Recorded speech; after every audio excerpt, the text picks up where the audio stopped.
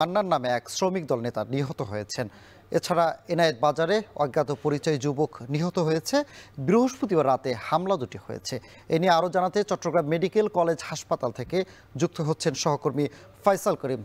ফয়সাল, চট্টগ্রামে একের পর এক হত্যার ঘটনা ঘটছে, এই বিষয়গুলো আইন শৃঙ্খলা রক্ষাকারী বাহিনী কিভাবে ব্যাখ্যা করছেন, আর সেই সাথে জানাবেন যে শ্রমিক দলের নেতা যে গতকাল রাতে হত্যা হয়েছে এর পিছনে কারণ কি? আর একটু জানতে চাই যে অজ্ঞাত পরিচয়ে যে যুবক মারা গিয়েছে তার পরিচয় পাওয়া গিয়েছে কিনা।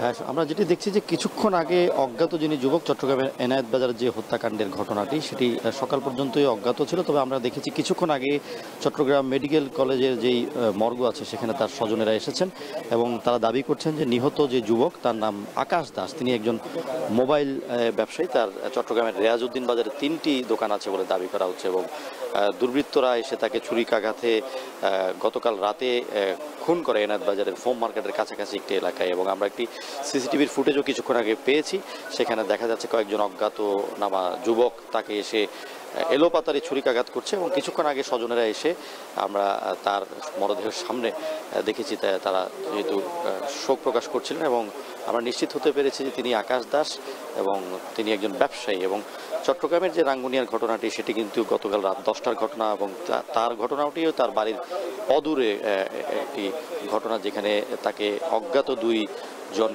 দুর্বৃত্ত এসে গুলি করে পালিয়ে যায় এবং সেই ঘটনাস্থল থেকে তাকে উদ্ধার করে প্রথমে রাঙ্গুনিয়ার উপজেলা যে স্বাস্থ্য কমপ্লেক্স আছে সেখানে নেওয়া হয় এবং সেখানে চিকিৎসক তাকে মৃত ঘোষণা করে এবং তার মরদেহ চট্টগ্রাম মেডিকেল কলেজ হাসপাতালে আনা হচ্ছে। এবং আমরা দেখছি যে আসলে একের পর এক হত্যাকাণ্ড, গত এক সপ্তাহের হিসেব যদি করি আমরা দেখছি যে 4টি হত্যাকাণ্ডের ঘটনা ঘটেছে চট্টগ্রাম নগরী এবং পুরো জেলা মিলিয়ে, এবং 4টি মরদেহ উদ্ধারের ঘটনা ঘটেছে চট্টগ্রামের হাটহাজারীতে। তো বিষয়টি আসলে উদ্বেগের এবং আমরা দেখছি যে গত 1 থেকে 1.5 বছরের যদি হিসেব করি তাহলে কিন্তু এমন হত্যাকাণ্ডের ঘটনা অর্ধ শতাধিক ছাড়িয়ে গেছে, যার মধ্যে আমরা যে দেখেছি রাউজান, রাঙ্গুনিয়া, হাটহাজারী উপজেলাগুলো বিশেষ করে অনেকগুলো হত্যাকাণ্ডের ঘটনা ঘটেছে, যার মধ্যে অনেকগুলো রাজনৈতিক হত্যাকাণ্ড আছে।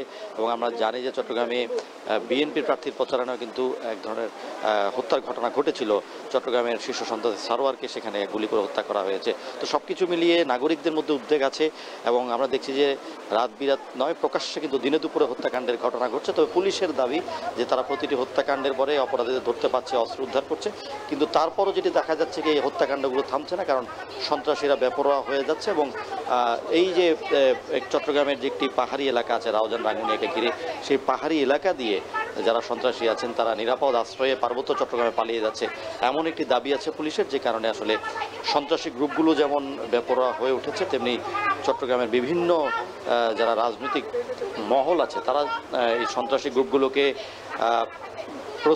আশ্রয় প্রশ্রয় দেওয়ার কারণে আসলে এমন হত্যাকাণ্ডগুলো থামানো যাচ্ছে না বলে মনে করছেন নাগরিকেরা। তো তাদের আশা যে আসলে আইন শৃঙ্খলা বাহিনী আরও কঠোর হবে এসব বিষয়ে।